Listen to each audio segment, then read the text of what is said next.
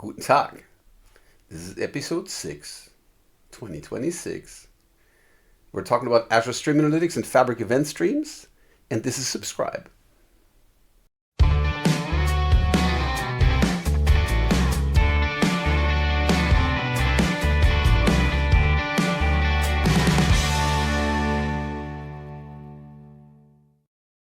Hi, thank you for tuning in. Today we're talking about Azure Stream Analytics and Fabric event streams. Both are very similar, both are very related. They're both actually based on the same engine. And the reason why you would use those is that when you want to go and process data in real time as it arrives, and if you want to effectively yield insights, yield aggregations, yield derivative data, yield enrichment for every event that arrives within very short time, within milliseconds, then you can't have that data hit the database. You have to do this kind of in the middle, on the flow path, on the hot path. And that's exactly what Stream Analytics does, is it allows you to create standing queries onto an incoming stream and yield events as the stream comes in. So it's an event-driven event engine that yields events for events or passes events that you get through. This real-time processing real-time processing is really everywhere in all kinds of businesses: predictive maintenance, call center analytics, customer behavior prediction, log analytics, real-time cross-sell offers, fleet monitoring, connected cars. We've seen many use cases that customers have brought to us and said, hey, we need to have a solution for this. We need to go and get those events, and then we need to have information, insights, aggregations within milliseconds or seconds over potentially a large number of events over extended periods of time, minutes, hours even, to get trends, to get spikes, to get aggregated statistics of all forms.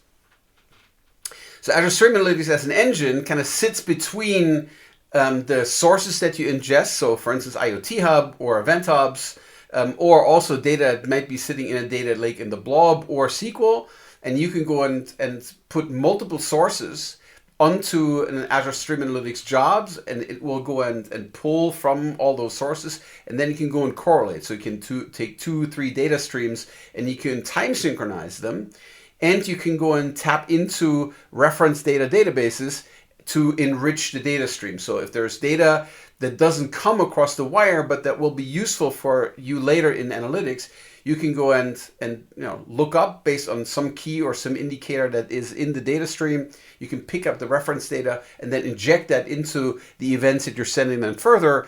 And those may then go and drive actions immediately. So you can go and push it into, let's say, an Azure function via an event hub and then kind of drive action directly. Or you can also take that data, you can use Azure Stream Analytics as a reshaping transformation engine and then land that into a data warehouse or into a database like Azure Data Explorer.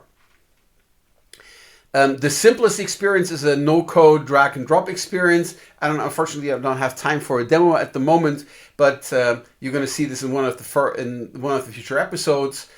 So you can create a stream pipeline, and without knowing programming in particular, you can go and simply drag and drop that together. And that is important to know because that is really a foundation for the things, at least for us, the things that we also do in Fabric, as you'll learn in a moment.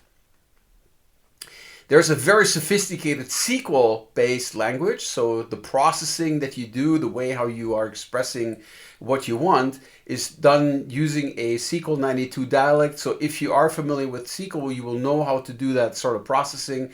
There's a way to create so-called common table expressions with which you can go and create effectively substreams, and then you can go and join those substreams. And you can think of all of these queries as standing queries that are being executed against the incoming event stream, which is deserialized JSON, Avro, Proto, and that you can then go and execute against. And the select statements, they are yielding effectively output events that are then being written to the downstream party. You can go and slice these using group by statements. You can also slice these by, and that's important, by temporal windows. There's tumbling windows, hopping windows, sliding windows, session windows, all of which we're going to talk about in more detail in a future episode. And that allows you to do fairly sophisticated, very sophisticated aggregations. If those aggregations that are built in are not enough, you can build JavaScript user-defined functions, user-defined aggregations, and you can also do some external function calls. You can reach out into the Azure ML services to do, for instance, some scoring. Here we get to Fabric Event Streams. Now you'll say, oh, how's that related? So it turns out Fabric Event Streams is actually built completely on top of Azure Stream Analytics.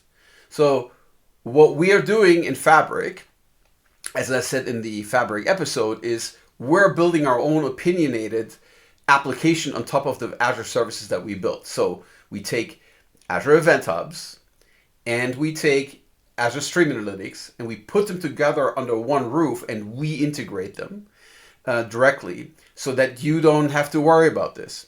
So it is the cleaner way, the easier way to go and get all this. And there's a wonderful surface area on top of it with a UX that makes things really easy. What we're adding in Fabric, which we don't have in Azure at this point, is a set of connectors. So all of these connectors that are capable to do CDC, are capable of talking to external Kafka, external AWS Kinesis, external GCP, all of those connectors are in Fabric and they are feeding into the Fabric event stream. And then Fabric event stream, whenever you want to go and do a transform, whenever you want to do some routing, then we basically employ the Azure Stream Analytics engine under the covers. And there's a SQL operator that we're currently previewing that gives you the full power of that SQL analytics language for inside of Fabric event stream. So you get a super easy experience. It's very streamlined.